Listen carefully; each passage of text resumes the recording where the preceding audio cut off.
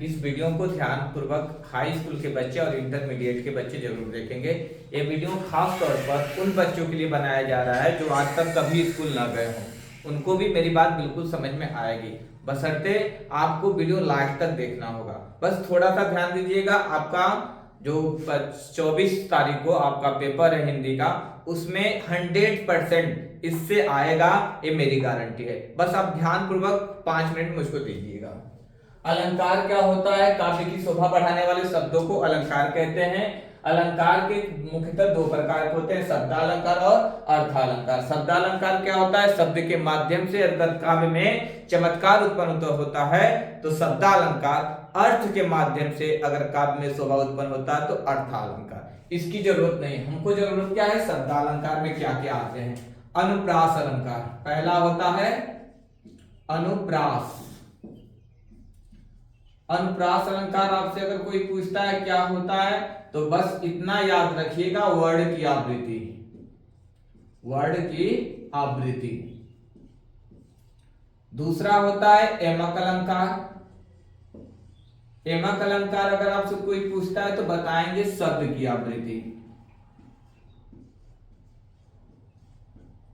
शब्द की आवृत्ति। पहले 2 समझ लेते हैं। अनुप्रास अलंकार क्या है? अगर किसी काव्य में कोई वर्ड बार बार आ जाए, आवृत्ति मतलब होता है बार बार आना। अगर किसी काव्य में कोई वर्ड बार बार आता है तो हम उसको अनुप्रास अलंकार में रखते हैं।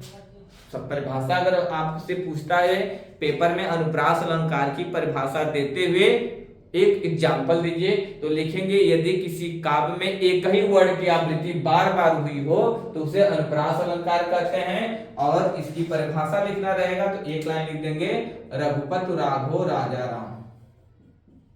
रघुपति राघव राजा राम। यहां देखिए र कई बार आ गया, इसलिए यहां पर क्या है? अनुप्रास अलंकार हो गया।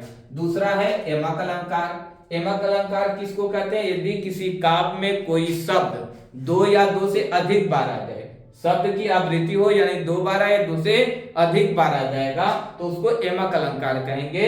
अगर आपसे एग्जाम्पल पूछना है तो केवल लिख दीजिएगा, सजना है मुझे सजना के लिए।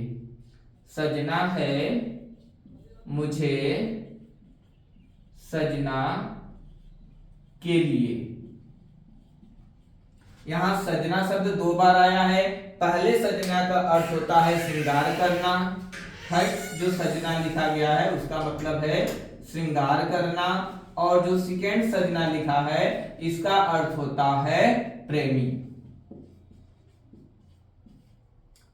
अगर और एग्जाम्पल लिखना चाहेंगे तो कह देंगे कि वह 3 बेर खाती थी 3 बेर। 3 बेर खाती थी 3 बेर खाती थी 3 बेर। 3 बेर का अर्थ है फल और 3 बेर का अर्थ है 3 बार। तो एमक अलंकार बताना रहेगा तो बस इतना याद करिए, शब्द की आवृत्ति हो। अनुप्रास अलंकार बताना हो तो वर्ड की आवृत्ति हो।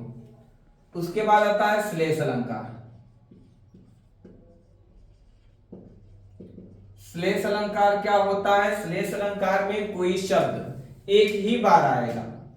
यहां पर शब्द की आवृत्ति होगी यानी 2 या 2 से अधिक बार आएगा, कम से कम 2 बार आएगा एक ही शब्द। लेकिन यहां पर क्या होगा? एक ही शब्द एक ही बार आएगा।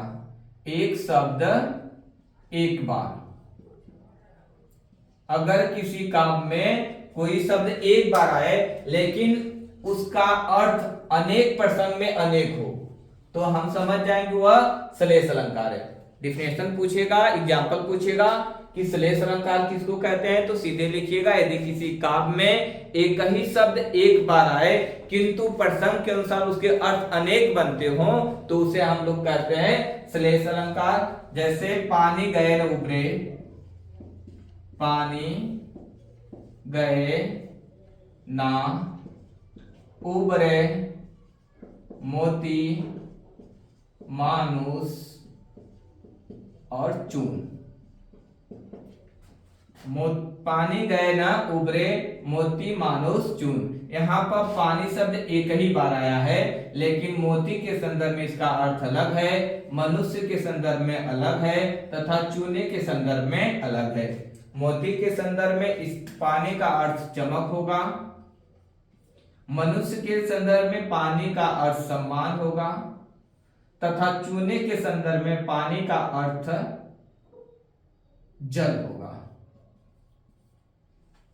कंफर्म हुआ। अनुप्रास अलंकार वर्ण काव्य में वर्ण की आवृत्ति होगी तो अनुप्रास अलंकार।